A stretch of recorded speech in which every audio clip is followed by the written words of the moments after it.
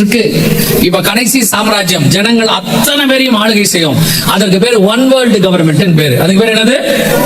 One world government. அது எப்ப தொடங்கும், எப்படி தொடங்கும் அப்படின்னு கேட்டீங்கன்னா, வெளிப்படுத்தின விசேஷம் 6ஆம் அதிகாரம் 2வது வசனத்தை வாசிங்க. வெளிப்பாடு 6:2 வாசிங்க. பார்த்தபோது இதோ ஒரு வெள்ளை குதிரையை கண்டு, அதன் மேல் ஏறி இருந்தவன் வில்லை பிடித்திருந்தான். அவனுக்கு ஒரு கிரீடம் கொடுக்கப்பட்டது. அவன் ஜெயிக்கிறவனாகவும் ஜெயிப்பவனாகவும் புறப்பட்டான். இது யாரை பத்தி சொல்லப்பட்டிருக்கு? அந்த 13:7 வாசிங்க இல்லையா? அந்த கவர்மெண்ட் அது புறப்படும் போது எப்படி புறப்படுமா? ஜெயிக்கிறவனாகவும் ஜெயிப்பவனாகவும் புறப்பட்டான் அப்படின்னு கவனி. அவனுக்கு ஒரு கிரீடம் கொடுக்கப்பட்டது. கிரீடம் கொடுக்கப்பட்டதுன்னா ஆளுகை. கிரீடத்தை கொடுத்தாங்கன்னா என்ன வந்துருச்சு? ஆளுகை வந்துருச்சுன்னு அர்த்தம். சோ இப்போ ஒரு கவர்மெண்ட் வேர்ல்டு ஃபுல்லா வரப்போது. அந்த கவர்மெண்ட் எப்படி புறப்படும்னா வெள்ளை கலர்ல புறப்படுமா. வெள்ளை கலர் தான் அதுக்கு அடையாளம். குதிரை என்பது சகரியாவின் புத்தகம் 6ஆம் அதிகாரம் 4ஆம் வசனத்தின்படி அதனுடைய ஆவி கிரியை செய்யும்னு இருக்கு. நீங்க வேணா அந்த வசனத்தை ஒரு தடவை வாசிச்சுக்கோங்க. 6ஆம் அதிகாரம் சகரியாவின் புத்தகம் 4வது வசனம். நான் என்னோட பேசின தூதனை நோக்கி, ஆண்டவனே இவைகள் என்னவென்று கேட்டேன். அதற்கு தூதன் எனக்கு பிரதித்திரமாக, இவைகள் சர்வலோகத்துக்கும் ஆண்டவராயிருக்கிறவருடைய சமூகத்தில் நின்று புறப்படுகிற வானத்தினுடைய 4 ஆவிகள் என்றார்.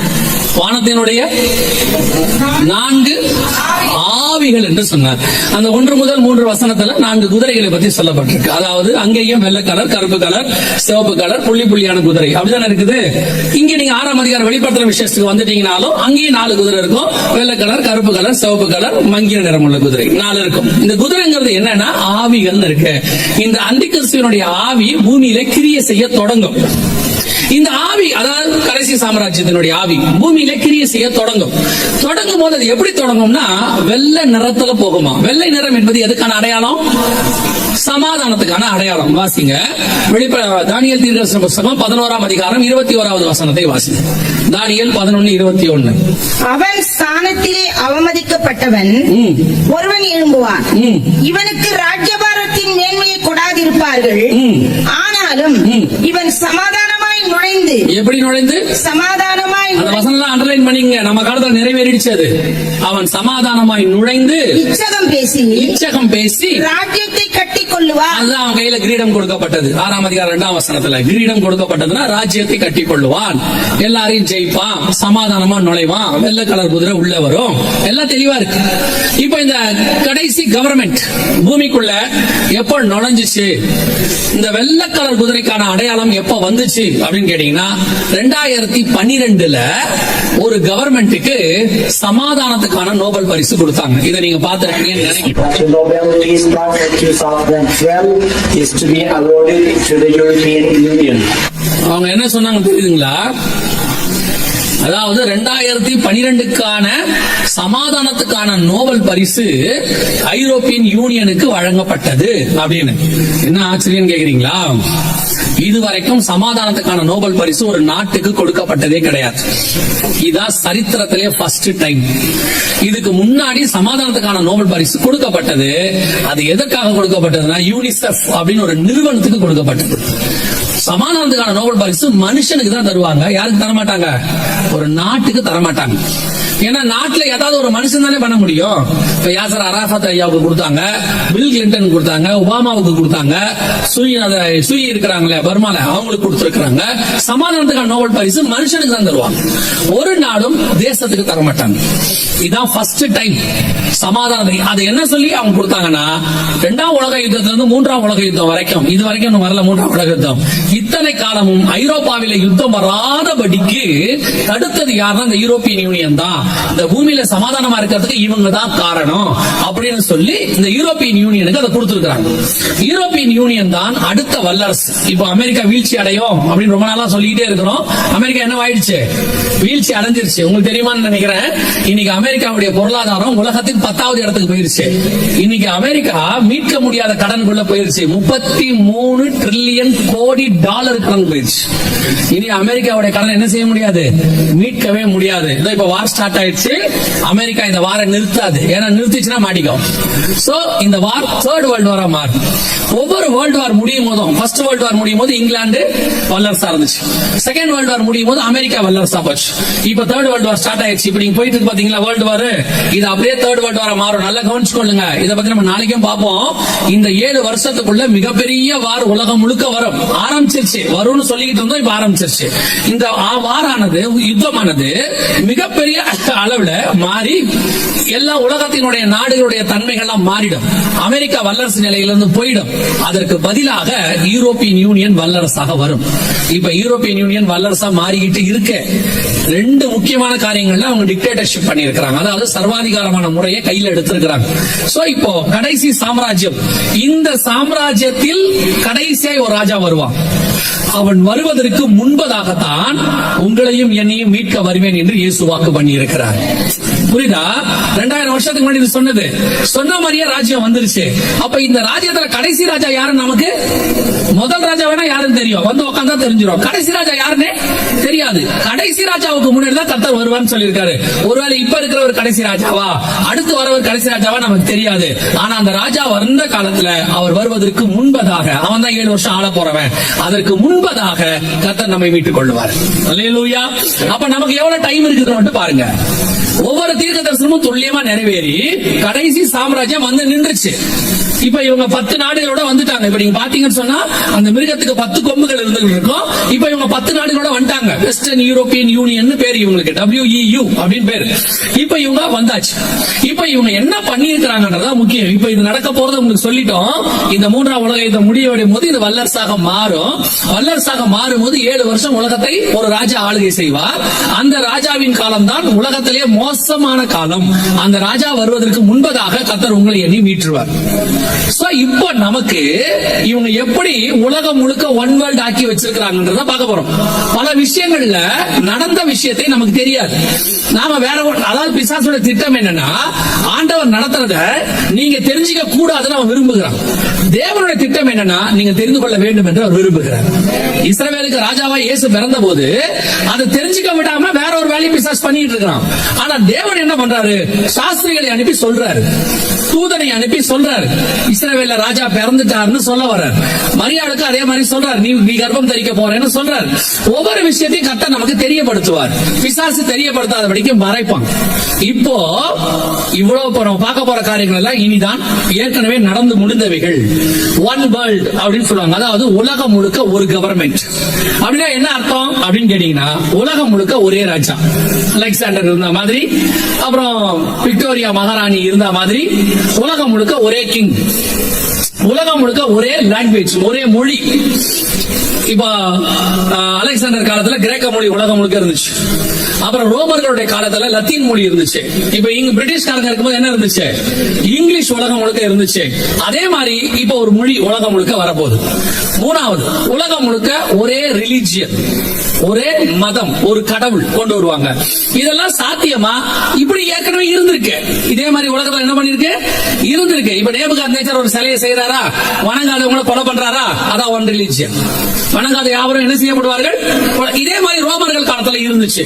ரோமர்களுடைய சிலையை வச்சு, சீசர் சிலையை வச்சு எல்லாரும் வணங்கணும்னு சொல்லி வணங்காதவங்களை தெருப்புல தூக்கி போட்டாங்க. அவங்க காலத்துல அப்படி நடந்துச்சு.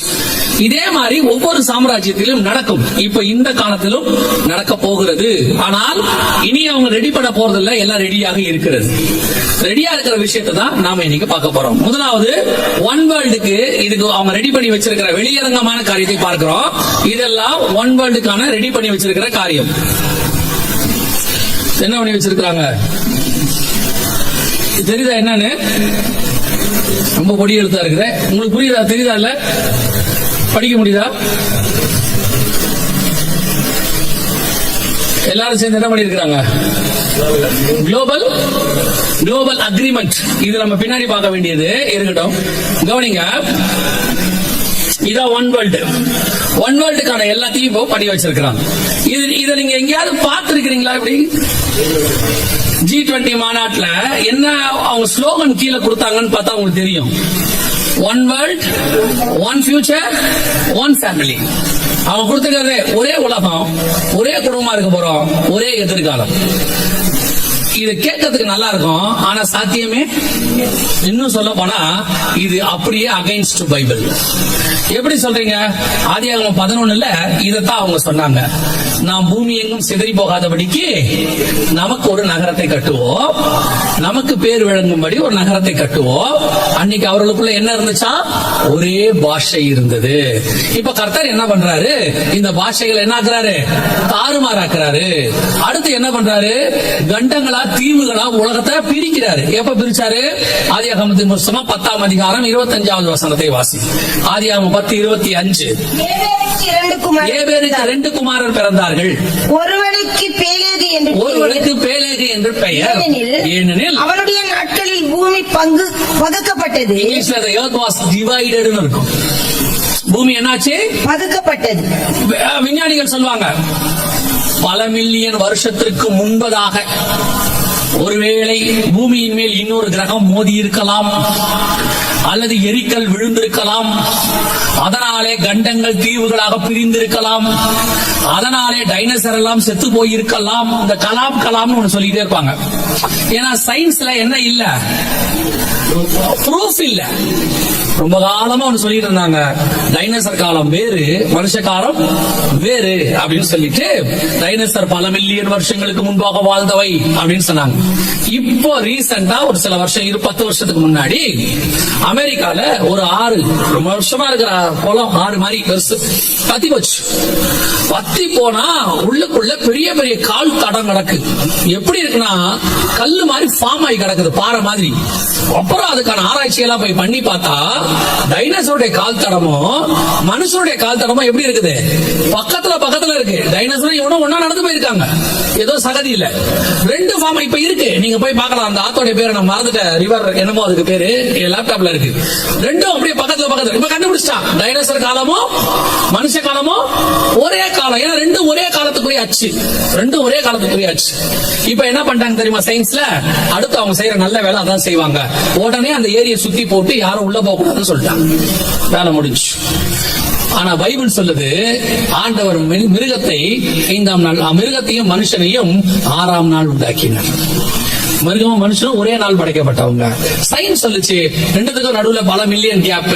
இப்ப இல்ல, ப்ரூவ் ஆயிருச்சு, மனுஷனும் மிருகமும் ஒரே காலகட்டத்துக்குரிய. புரியுதா உங்களுக்கு? இதுதான் சயின்ஸ். சயின்ஸ்ல நல்லதும் இருக்கும், இந்த மாதிரி கெட்டதும் இருக்கும். சோ இப்ப இவங்க இதெல்லாம் சொல்லும் பொழுது நமக்கு சில காரியங்களை நாம் புரிந்து கொள்ள முடியாம, இவங்க என்ன சொல்றாங்க, ஏதோ சொல்றாங்க, பல மில்லியன் வருஷத்துக்கு முன்பாக கண்டம் தீவுகள் பிரிஞ்சிச்சா? இல்ல. வசனம் தெளிவா சொல்லுது, ஏபேருக்கு 2 குமாரர் பிறந்தார்கள். ஒருவனுக்கு பேலேகு என்ற பெயர். ஏனெனில் பூமி அவனுடைய காலத்தில் அன்னைக்குதான் பூமியானது என்னவோ பெருசா நடந்திருக்கு. பெரிய டிசாஸ்டர், ஒரு பெரிய சுனாமியோ பூமி அதிர்ச்சியோ எல்லாம் சேர்ந்து நடந்திருக்கு. அதுல கண்டங்கள் தீவுகள் என்ன இருக்குது? பிரிஞ்சு போயிருக்கு. பைபிள்ல ப்ரூஃப் இருக்கு. எப்பன்னு பைபிள்ல வசனத்தோட ப்ரூஃப் இருக்கு. சயின்ஸ்ல ப்ரூஃப் இல்ல. சயின்ஸ்ல பல மில்லியன் வருஷங்களுக்கு முன்பாக நடந்திருக்கலாம், அவ்வளவுதான். இதுதான் சயின்ஸுக்கும் பைபிளுக்கும் உள்ள வித்தியாசம். பைபிள் ஒண்ணு சொல்லுச்சுன்னா கரெக்டா சொல்லும், தெளிவா சொல்லும், எப்ப நடந்துச்சுன்னு சொல்லும். இப்ப என்ன நடந்துச்சு? சோ இப்ப ஒன் வேர்ல்ட், இது சேரக்கூடாது. இப்ப பாருங்க, நான் சொல்ற ஒரு உதாரணம். இப்ப என்ன பண்ணிட்டோம், கிட்டத்தட்ட உலகம் பைபிள் படி கணக்குப்படி 6000 வருஷம் ஆயிருச்சு உலகம் உண்டாகி. பைபிள் கணக்குப்படி எத்தனை வருஷம்? இந்த 6000 வருஷத்துல குறைஞ்சபட்சம் ஒரு 5500-600 வருஷம் ஒரு கண்டத்துக்கு இன்னொரு கண்டத்துக்கு நம்ம தொடர்பு இல்லாம தான் இருந்தோம். கப்பல் போக்குவரத்து மட்டும் இருந்துச்சு. இந்த பிளைட்ங்கிறது இப்பதான் கண்டுபிடிச்சாங்க, 19ஆம் நூற்றாண்டுல தான் கண்டுபிடிச்சாங்க. அதுக்கப்புறம் பயங்கர, அதுக்கு பேர் அறிவியல் வளர்ச்சி ஆகி பிளைட்டை விட்டு ஒரு நாளைக்கு 1000கணக்கான பிளைட் இங்கேயும் அங்கேயும் கச்சா முச்சான்னு போய் திடீர்னு கொரோனா வந்துச்சு. ஃபர்ஸ்ட் அவங்க செஞ்சது என்ன தெரியுமா? எல்லா பிளைட்டையும் நிறுத்திடுட்டாங்க. அடுத்து எல்லா கப்பலையும் நிறுத்திடு, யாரு யார் இடத்துக்கு வராதீங்க, அவங்கவுங்க அவங்க நாட்டுல இருங்க அப்படின்னா. இதத்தான் ஆண்டவர் 4000 வருஷத்துக்கு முன்னாடி சொன்னார். ஆண்டவருக்கும் இவனுக்கும் என்ன வித்தியாசம்னா, ஒரு 10 கோடி பேர் செத்த பிறகு இவனுக்கு ஒரு முடிவு எடுப்பானுங்க. 10 கோடி பேர் சாவறதுக்கு முன்னாடியே கர்த்தர் முடிவு எடுப்பாரு. அவ்வளவுதான். இப்பவும் பாருங்க, கார் எடுத்து வண்டி கண்டுபிடிச்சு பெட்ரோல் போட்டு டீசல் போட்டு இன்னைக்கு அப்படியே போய் அறிவியல் வளர்ச்சி ஹைவேஸ் இப்ப சொல்றா கார்பன் டை ஆக்சைடு ரொம்ப வெளியே வந்து மேல கிரீன் ஹவுஸ், அசாது பசுமை இதுன்னு சொல்லுவாங்க, அது பாதிக்கப்பட்டு மேல ஓசோன்ல ஓட்ட விழுந்து எல்லாம் குளோபல் வார்மிங் ஆகி எல்லாரும் இனிமேட்டு பெட்ரோல் டீசல் எல்லாம் வண்டியை ஓட்டுங்கன்றான். கடைசியா எங்க தெரியுமா வருவான்? மாட்டு வண்டி ஓட்டுங்கம்பா. நீங்க வேணா பாருங்க, கடைசியா சைக்கிள் ஓட்டுங்க, முடிச்ச மாட்டு வண்டி ஓட்டுங்கன்னு சொல்றோம். அவ்வளவுதான் நடக்கும்போது ஆண்டவர் கொடுத்தத அதை விட பெஸ்டா நான் பண்றேன்னு சொல்லி ஒஸ்டா மாத்தி திருப்பி ஆண்டவர்கிட்டே வருவான். இதுதான் மனுஷனுடைய இயல்பு. எல்லா காலத்திலும் பூமியை தவிர வேற எங்கேயும் வாழ முடியாதுன்னா உடனே அதெல்லாம் கிடையாது, நீங்க சும்மா சொல்லாதீங்க. 1960 ராக்கெட்டை விட்டு மேல போய் நிலாவுக்கு போய் நாங்க நிலாவுல வந்துட்டோம், இனிமேட்டு நிலாவுல வாழ போறோம்னு சொன்னா சொல்லி 70 வருஷம் ஆயிப்போச்சு. இன்னும் அங்க யாருமே என்ன செய்யல, வாழ முடியல. ஒரு 2000 கோடி ரூபாய்க்கு மேல செலவும் ஆயிப்போச்சு. முடிச்சிட்டு வந்து இப்ப என்ன சொல்றாங்கன்னா, நிலாவில் வாழ முடியாது, அங்கே ஆக்சிஜன் இல்லை, தண்ணீர் இல்லை. ஏப்பா நீ 2000 கோடி ரூபாய் செலவு பண்ணி சொன்னத வெறும் 20 ரூபாய் அந்த காலத்திலேயே பைபிள்ல எழுதி வச்சுட்டாரு. ஃப்ரீயாவே சொல்லி கொடுத்துட்டாரு ஆண்டவர். அன்னைக்கு பைபிள் விலை 20 ரூபாய், அதுக்கு சொன்ன ஃப்ரீயாவே ஆண்டவர் சொல்லிட்டாரு. நீங்க அந்த 2000 கோடியை மிச்சம் பண்ணிருக்கலாம். சொன்னா கேட்க மாட்டீங்க. இவங்க எல்லாம் அறிவியல் வளர்ச்சிக்கு தடை அப்படிம்பீங்க. 2000 கோடி செலவு பண்ணி கண்டுபிடிப்பீங்க, புடிச்சுக்கோங்க. என்ன செய்ய முடியும்? அவன் சொல்லும் போது நம்ம அமைதியா இருக்கணும். ஆண்டவர் சொல்ற ராமோஸ் புஸ்தகத்துல, ஒளிமுக வாசலில நியாயம் புரட்டப்படும் போது ஞானவான்கள் அமைதியா இருப்பார். என்னது? இவன் கத்தும் போது நம்ம சும்மா இருக்கணும். அவன் கத்தி முடிச்சிட்டு கடைசியா நம்மகிட்டே அவன் சொல்லுவான், இதெல்லாம் நடக்காதுன்னு. நாங்க அன்னைக்கே சொல்லிட்டோம், நீ அமைதியா இருன்னு சொல்லி வேலை முடிச்சு. இன்னைக்கு இதான் நடக்குது. The one world. இது நிச்சயமாக இந்த ஒன் வேர்ல்ட் சாத்தியப்படாது. இவங்க முயற்சி பண்ணி ஒரே ஒருத்த முயற்சி பண்ண போறான். இப்ப அதுக்கான வேலையை தான் பிசாசு செய்யறான் 6000 வருஷமா. இப்ப அவங்க செய்ய போறாங்க. ஆனா ஒண்ணு நிச்சயம், இந்த ஒன் வேர்ல்டை அந்தி கிறிஸ்து செய்ய முடியாது, எந்த மனுஷனும் செய்ய முடியாது. அதை செய்ய வேண்டிய ஒரே ஒருத்தர் இருக்கிறார், அவர் தான் ஆண்டவராகிய இயேசு கிறிஸ்து. 1000 வருட அரசாட்சி தான் ஒன் வேர்ல்டு கவர்மெண்ட். அப்பதான் ஒரு தேவன், ஒரு மதம், அதாவது ஒரு தேவனை வழிபடுறது, ஒரு மொழி, ஒரு ராஜ்யபாரம், எல்லாரும் ஒன்றாக இருப்பார்கள். அது 1000 வருஷ அரசாட்சிக்குரியது. பிசாசு என்ன பண்றான்? அதுக்கு ஆல்டர்னேட்டா ஒன்னு ட்ரை பண்ணி பாக்குறோம்னு சொல்லி இப்ப கொண்டாந்து இருக்காங்க. எங்க பார்த்தாலும் ஒன் வேர்ல்டு, நம்ம ஒன்னா இருக்க போறோம். இப்ப ஒருத்த வரப்போறான் திடீர்னு. ஒரு இந்த 3ஆம் உலக யுத்தத்துக்கு அப்புறம் ஒரு தலைவர் வருவாரு ஐரோப்பியன் யூனியன்ல இருந்து. அவர் அனௌன்ஸ் பண்ணுவார், இந்த ஏற்றத்தாழ்வு எல்லாத்தையும் எடுக்கிறோம், சமூக நீதி, எல்லோரும் ஒரே நிறம், ஒரே மொழி, நாம எல்லாருக்கும் ஒரே சட்டம், எல்லாரும் ஏற்றத்தாழ்வே கிடையாதுன்னு பாரு. நம்ம ஆளு அத்தனை பேரும் தூக்கி வச்சு கொண்டாடுவான். நம்மள என்ன பண்ணிடுவான்? தூக்கி வச்சு கொண்டாடிடுவான். கொண்டாடி முடிச்சு 3.5 வருஷம் கழிச்சுதான் தெரியும் இவன் பக்கா திருடாங்க. நம்ம ஆளுங்களுக்கு நிறைய பேருக்கு உடனே தெரியறதே இல்ல. தெரிஞ்சுக்கிறது கொஞ்சம் நாள் ஆகுது. ஒரு சிலருக்கு 3.5 வருஷம் ஆகுது, ஒரு சிலருக்கு 10 வருஷம் ஆகுது கண்டுபிடிக்கிறதுக்கு. அதனால எப்ப வேணா அவன் கண்டுபிடிச்சுக்குங்க. ஆனா இதுதான் நிஜம். 3.5 வருஷம் கழிச்சு அவன் அந்தி கிறிஸ்துன்னு அவங்க கண்டுபிடிக்க போறாங்க. இப்போ அந்த ஒன் வேர்ல்டுக்கான எல்லாமே ரெடியாக இருக்கு. இப்போ நம்மை இந்த ஒன் வேர்ல்டுக்குள்ள எப்படி கொண்டாந்துட்டாங்க, நாம எப்படி ரெடி ஆயிட்டோம்? இல்ல நாங்க எப்படிங்க ரெடி ஆனோம்? எங்களுக்கு தெரியாது. உங்களுக்கு தெரியாது, ஆனா அவங்களை கொண்டாந்து நிறுத்திட்டாங்க உள்ள. Already you are all in. உள்ளுக்குள்ளதான் நாம எல்லாருமே இருக்கிறோம். எப்படி இருக்கிறோம் அப்படின்னா, முதல்ல ஒன் லாங்குவேஜ் உருவாக்கி இருக்கிறாங்க. நல்ல கவனிங்க, என்ன உருவாக்கி இருக்கிறாங்க? ஒரே மொழி. எப்படி உருவாக்கிட்டாங்க? இல்லையே, இங்க கன்னடம் இருக்குது, அங்க தமிழ் இருக்குது, மேல ஹிந்தி இருக்குது, இப்படியே பல மொழிகள் இருக்குது.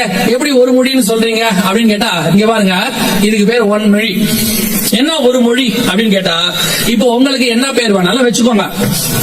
எத்தனை பேர் என்ன பேர் வேணா என்ன செய்யுங்க வச்சுக்கோங்க. ஆனா உலகம் உங்களுக்கு ஒரு பேர் வைத்து விட்டது. அதுதான் நம்பர். அதான் என்னது? நம்பர். இந்த உலகத்துக்கு இப்ப என்ன பேர் தெரியுமா? Digital world. நம்ம அத்தனை பேருக்கு என்ன பேரு? டிஜிட்டல் வேர்ல்டுக்குள்ள இருக்கிறோம். இப்போ கம்ப்யூட்டர்ல போய் நீங்க இப்ப ஆதார் இருக்குல்ல, உங்க எல்லாருக்கும் உங்க ஆதார்ல போய் பாருங்க, உங்க பேரு, ஊரு எல்லாம் இருக்கும், சரியா? ஆனா உங்க ஆதார்ல ஒண்ணு மட்டும் மாத்த முடியாது. எதை வேணா மாத்தலாம், உங்க பேரை மாத்திரலாம். நீங்க பேரை போய் மாத்திட்டு, நான் வந்துட்டு இந்த பேர் இருக்கிற ஞானஸ்தானத்துக்கு அப்புறம் இந்த பேர் கொடுத்தாச்சு, அதனால கெசட்ல மாத்திட்டோம், பேரை மாத்தினா ஆதார்ல என்ன மாத்தி கொடுத்துருவாங்க? பேரை மாத்தி கொடுத்துருவாங்க, அட்ரஸ் மாத்தி கொடுத்துருவாங்க, ஒரு 10 வருஷம் கழிச்சு போட்டோவை மாத்தி கொடுத்துருவாங்க. ஏன்னா நீங்க முகம் வேற மாதிரி மாறி இருக்கும், போட்டோ மாத்தி கொடுத்துருவாங்க. நீங்க போய் சொல்லி பாருங்க, நீங்க ஆதார்ல ஒரு நம்பர் கொடுத்திருக்கீங்க, இந்த நம்பர் வந்து எங்க குடும்பத்துக்கு ஆகாது, கூட்டுத்தொகை 7 வர மாதிரி ஒரு நம்பர் கொடுங்கன்னு கேட்டு பாருங்க. நம்ம ஊர்ல ரொம்ப சகஜம். கேட்டு பாருங்க, கன்ஃபார்மா உங்க நம்பரை மாத்த மாட்டார்கள், மாற்றவும் முடியாது. ஏன்னா இந்த நம்பரை உங்களுக்கு என்று அவர்கள் கொடுக்கவில்லை, ரேண்டமாக உலகம் முழுக்க வருகிறது. நீங்க ஆதார இந்தியான்னு நினைச்சுக்கிட்டீங்கன்னா இப்ப அப்படிதான் தெரியும். ஒரு நாள் வரும் உலகம் முழுக்க இந்த நம்பர் காமனாக இருக்கும். உங்க ஆதார்ல எத்தனை டிஜிட் இருக்கு? நீங்க ரொம்ப பழசு, நீங்க எல்லாம் ரொம்ப பழைய ஆட்கள். 2018 உங்க ஆதார்ல என்ன மாத்திட்டாங்க? 16 டிஜிட்டா மாத்திட்டாங்க. இப்போ இந்த வருஷம் ஆதார் வாங்கினவங்க இருக்கீங்களா? ஆதார் அட்டையை வாங்கினவங்க யாராவது இருக்கீங்களா? இந்த வருஷம் போன வருஷம் இல்லையா? இருக்கீங்களா இல்லையா? இப்படி ஆட்டுங்க, இப்படி ஆட்டுங்க, நமக்கு நேரம் இல்ல, யாருக்குமே இல்ல. Right, very good. இப்போ இருக்கக்கூடியதான புது ஆதார போய் வாங்குங்க. அதுல இருக்கிற 4வது இருக்கு பாருங்க, மேல ஒரு பெரிய நம்பர், கீழே VID போட்டிருக்குதா? VID அப்படின்னா என்ன அர்த்தம்னா விர்ச்சுவல் ஐடி பேரு. விர்ச்சுவல் ஐடி அதோட அர்த்தம் என்னன்னா, வெளியே பாக்குறதுக்கு ஆதார் உங்களுக்கு 12 டிஜிட் மாதிரி இருக்கும், உண்மையிலேயே உள்ள உங்களுக்கு எத்தனை டிஜிட் இருக்குது? 16 டிஜிட் இருக்கு. 12 கொடுக்கும் போதே நாங்க சொல்லி இருந்தோம், 12 கொடுக்க கூடாது. எவ்வளவு கொடுக்கணும்? 16 தான் கொடுக்கணும். ஏன் 16 கொடுக்கணும் அப்படின்னு கேட்டீங்கன்னா, 16 நம்பர் உங்களுக்கு கொடுத்தாதான் நீங்க 666 வருவீங்க. உங்களை 666 கொண்டு வரணும்னா உங்களுக்கு எத்தனை டிஜிட் இருக்கணும்? 14 இருக்கணும். இப்ப பாருங்களேன், உங்க பேங்க் கார்டு இருக்குதா? ATM card, debit card, credit card இருக்குதா? எத்தனை டிஜிட் இருக்கு? 16 தான் இருக்கும். எல்லாமே 16 தான். இப்ப உங்களுக்கு கடைசியா ஒரு 16 மாறப்போகுது. மாறிடுச்சு. யாரோடைய செல்போன்லயாவது கவனிச்சீங்களான்னு தெரியல. உங்க செல்போன் நம்பர் எத்தனை டிஜிட்? உங்க செல்போன் நம்பர் கொடுக்கும் போதே 14 டிஜிட் தான். 14 முன்னாடி 0091 ஒண்ணு இருக்குதா? அதை போட வேணாமா? போட்டா தானே வெளிநாட்டுல உங்களை கூப்பிட முடியும், இல்லைன்னா கூப்பிட முடியாது இல்ல. அப்ப உலகம் முழுக்க உங்களை கூப்பிடணும், எத்தனை டிஜிட் வேணும் உங்களுக்கு? 14. உங்களை 15 ஏற்கனவே மாத்தியாச்சு. இப்போ 16ஆவும் மாத்துறதுக்கான வேலை நடந்துருச்சு. உங்க செல்போன் நம்பரை 16 டிஜிட்டாக மாற்றுவாங்க. 0091 இருக்குல்ல, 14 ஆச்சா? இப்ப 0091 பக்கத்துல இன்னொரு 91 போட்டிருப்பாங்க. இப்ப புதுசா வரதுல நீங்க பாத்தீங்கன்னா இருக்கும், சில நெட்வொர்க்ல இருக்கு, ஏதோ ஒரு சில நெட்வொர்க்ல இப்ப கொண்டாந்து இருக்கிறாங்க. அன்னைக்கு சகோதரர் கூட காமிச்சாங்க. சோ 16 டிஜிட் ஆயிருச்சு. உங்க செல்போன் 16, உங்க ஆதார் 16, உங்க பேங்க் கார்ட்ஸ் 16, எல்லாமே 16. இதை ஸ்டோர் பண்ற கம்ப்யூட்டர் இருக்கு பாத்தீங்களா, அது உள்ள 2 டிஜிட் இருக்கும். பொதுவாவே கம்ப்யூட்டர் வந்து 2 டிஜிட் தான் கம்ப்யூட்டருக்கு. உங்களுக்கு தெரியும் நினைக்கிறேன். கம்ப்யூட்டருடைய மதர் போர்டு லாங்குவேஜ் என்னது? பைனரின்னு சொல்லுவாங்க. கேள்விப்பட்டிருக்கீங்களா? பைனரினா 2 டிஜிட், அதாவது 0 1 அப்படின்னு 2 டிஜிட். இதுக்கு பேரு பைனரி அப்படின்னு அர்த்தம். அது உள்ள உங்களுக்கு ஒரு சீக்ரெட் நம்பர் 2 இருக்கும். உங்க கையில ஒரு 16, மொத்தம் எத்தனை ஆச்சு? இந்த 18 தான் 666 பிரிப்பாங்க. 16 உங்களுக்கு கொடுத்தாதான் 666 வரும். அதனாலதான் ஆரம்பத்துல இருந்தே சொல்றோம் 16 கொடுப்பாங்க, 12 கொடுக்க கூடாது, 12 கொடுக்க கூடாதுன்னு. ஏன்னா வெளிநாட்டுல ஃபுல்லா அப்படி கொடுத்துட்டாங்க. தீர்க்க தரிசனம்லாம் இல்ல, வெளிநாட்டுல ஃபுல்லா அப்படி கொடுத்தாச்சு. ஒன் லாங்குவேஜ் இப்போ உங்க நம்பருக்குள்ள கொண்டாந்தாச்சு. அது எப்படி ஒன் லாங்குவேஜா இருக்கும்? உலகம் முழுக்க அத்தனை பேருக்கும் தெரிஞ்சது நம்பர் தான். இப்ப நீங்க கன்னடத்துல எழுதுறத யாருக்கு தெரியாது? தமிழ்காரங்களுக்கு படிக்க முடியாது. தமிழ்ல எழுதுறத உத்தரப்பிரதேசக்காரன் படிக்க முடியாது. இந்தியாவில் இருக்கிற எந்த மொழியை எழுதுறதையும் அமெரிக்காரனால என்ன செய்ய முடியாது? படிக்க முடியாது. அமெரிக்காரன் எழுதுறத சைனீஸ் படிக்க முடியாது. ஏன்னா மேண்ட்ரியன். சைனீஸ்ல கிட்டத்தட்ட 65% மக்களுக்கு இங்கிலீஷ் தெரியாது. சோ அப்ப நம்ம எல்லாருக்கும் தெரிஞ்ச ஒரு லாங்குவேஜ் எது? நம்பர்ஸ்.